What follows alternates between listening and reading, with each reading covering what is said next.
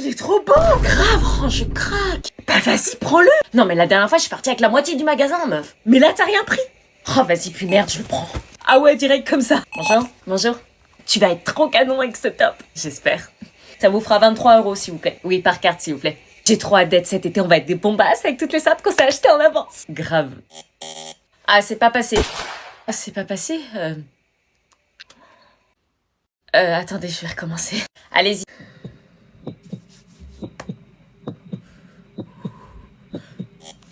Oh non, paiement refusé, la honte. C'est toujours pas passé. Elle a pas d'argent ou quoi? Ça passe pas? Non, la honte, je me tape un paiement refusé devant tout le monde. Du coup, on fait quoi? Mais attends, mais tu m'avais pas dit qu'avec Bourse-Banque, tu pouvais vérifier en temps réel ce qui se passait avec ta carte? Si, mais... Ça se trouve, c'est un problème de plafond, non? Tu peux l'augmenter, il me semble, avec l'appli. Ah, mais oui. Regarde, tu vas sur l'application Bourse-Banque pour consulter ton solde de compte et éventuellement augmenter ton plafond si tu en as besoin. Comme ça, tu seras en totale maîtrise de ton budget. Oh, mais c'est long. C'est long, hein. Elle a pas de thune, elle vient quand même acheter dans le magasin, wesh. Augmenter mon plafond. Et voilà, ça y est.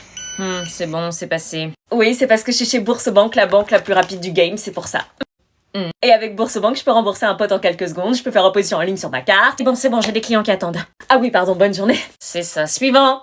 Nous cherchions alors un plan pour aller à l'hôpital par nos propres moyens. Sandy appelait toutes les personnes majeures qu'elle connaissait. Après de multiples coups de fil, nous nous retrouvions dans la voiture de son ex. Allez-y, montez.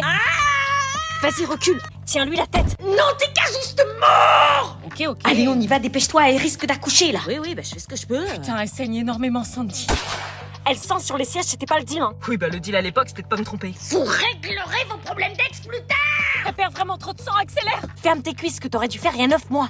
Oh putain. Pousse-toi, je dois étendre mes jambes. Je peux pas. Bouge ton bout. Prends le stick, meuf ou mec? C'est une fille. Quoi? Pour faire chier comme ça, intuition de daronne. Une fille?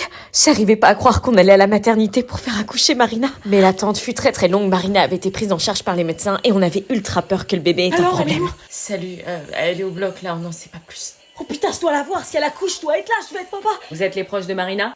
Oui. Tout va bien, elle a accouché. La maman va bien, le bébé va bien, ils sont hors de danger. Quoi?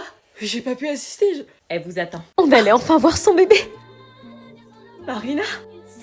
Oh non, je vais pleurer. La voilà, c'est une fille, j'arrive pas à croire que je suis maman. C'est mon bébé? Je ne sais pas pourquoi, mais à ce moment-là, Marina se décomposa. Non, empêche-le de rentrer. Quoi? Pourquoi elle refusait que son mec, qui était le père, entre voir le bébé? Marina, c'est le père. Non, s'il vous plaît, pas maintenant. Tu fais quoi là? Alors, c'est ici que ça se passe? Entre. Pourquoi elle acceptait en revanche que Willy, qui n'était pas le père, entre? Ok. Quelque chose d'étrange était en train de se passer. Alors, c'est un garçon ou une...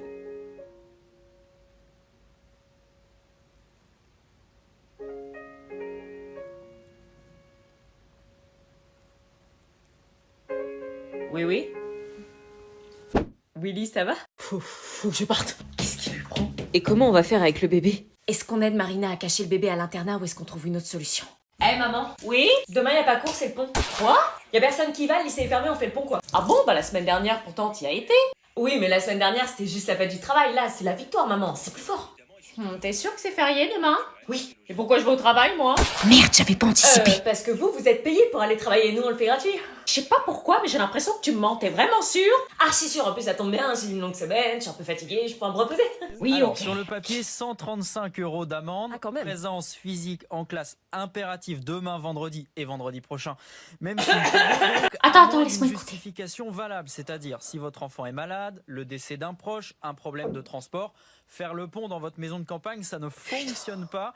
Dans les faits, c'est assez rare d'être sanctionné dans ce cas précis. Les enseignants peuvent faire Purée, y'a que les boomers pour écouter la radio le soir, sérieux? Si c'est exceptionnel et que vous jouez la carte de l'honnêteté, ce sont les absences répétées qui peuvent vous coûter cher. Tu savais? Ça peut aller Non, du tu m'as rappel pris à pour l'ordre, une au dinde. signalement Non, au je te rectorat, jure. voire aux services sociaux. et Services même sociaux! jusqu'au procureur de On est la République. fatigué, on a trop de cours. Bah non, alors je prendrai pas le risque. Maman, juste un week-end prolongé. C'est soit tu vas pas en cours et tu nettoies la maison de fond en comble, soit tu y vas, tu fais quoi? Les cours. Putain, encore une voiture qui est garée devant le portail. Oh putain, c'est qui ce mec? Il est encore plus beau de près que de loin. Bonjour. Salut. Excuse-moi, tu gênes la sortie de mon portail. Là. Ah, Cynthia, c'est ça? Attends, j'ai pas fini avec elle. Non, c'est pas Cynthia, c'est ta voisine en fait. Et ta voiture là, elle est garée juste devant mon portail, je peux pas sortir. Ah, c'est toi la voisine. Tu sais qu'un de mes plus grands fantasmes... C'est pas une place de parking devant mon portail en fait, donc c'est soit tu bouges ta caisse, soit j'appelle les flics. Mais c'est qu'elle est mort. Je déconne pas, j'ai des trucs à faire là. C'est pas ma polo, c'est celle de Graziella. Graziella! Qu'est-ce qu'il y a, bébé? T'es garée devant le portail de la voisine, elle peut plus sortir, la pauvre. Bah, je vais la bouger, hein. Voilà. Et il y avait une C3 la dernière fois. Non, ça c'était Charlotte, je lui dirais, t'inquiète. Et la Nissan? Ah ouais, non, ça c'était Laure, je lui dirais aussi, t'inquiète. Parce qu'elles vont revenir.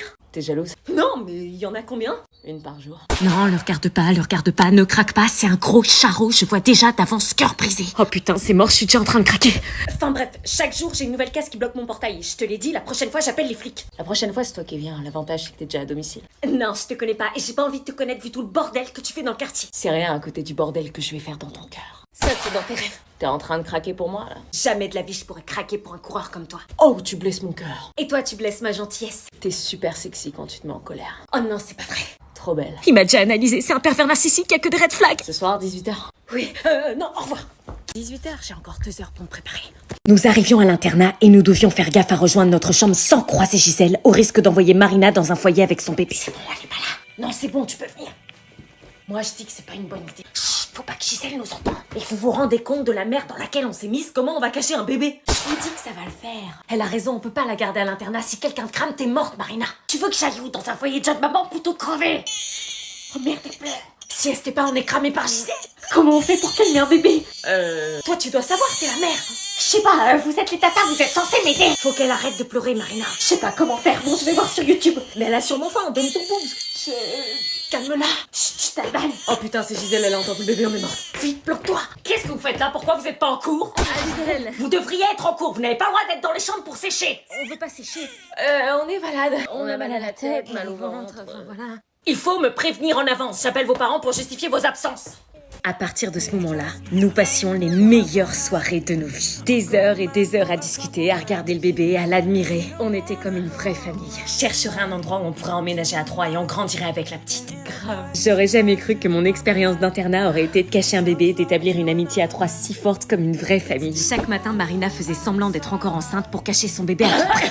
Nous entrions alors dans une longue mission commando. Sous aucun prétexte, aucun indice ne devait fuiter, au risque de détruire notre amitié et notre avenir. On se relayait à la cantine pour ne jamais laisser Alban toute seule. C'est bon, j'ai fini, à ton tour. Sandy s'occupait des couches, mais les doutes commencèrent à arriver après quelques semaines. T'as toujours pas accouché?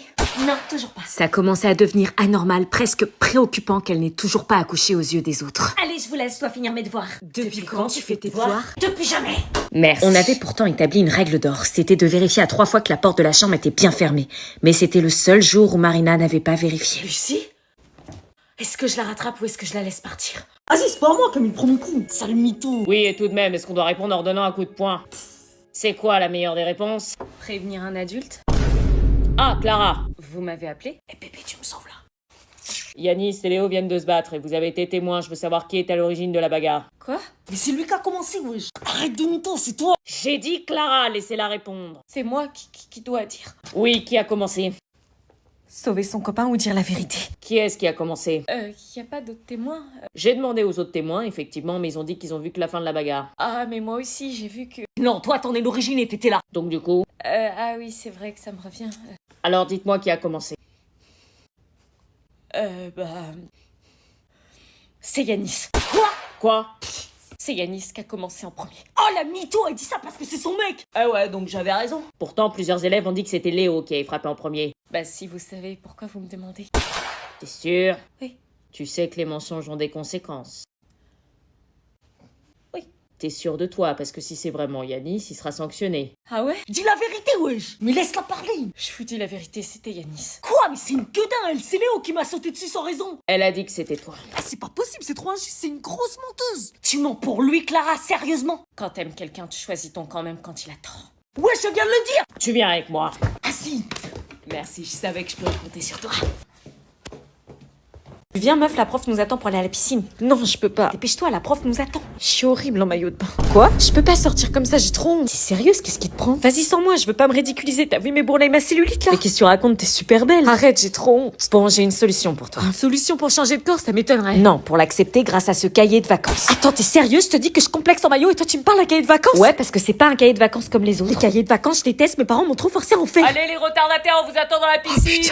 Panique pas. Je dis que j'ai mes règles sinon. Et si je te dis que Shyviz est en dédicace le vendredi 23 mai de 16h à 20h au Cultura de Montauban et qu'elle pourra te dire en face que tu es superbe? Quoi? Elle va faire une dédicace à Montauban? Ouais, et promis, elle passe du temps avec chaque personne pour discuter et elle te le dira en face que t'as pas besoin de complexer. Ah ouais.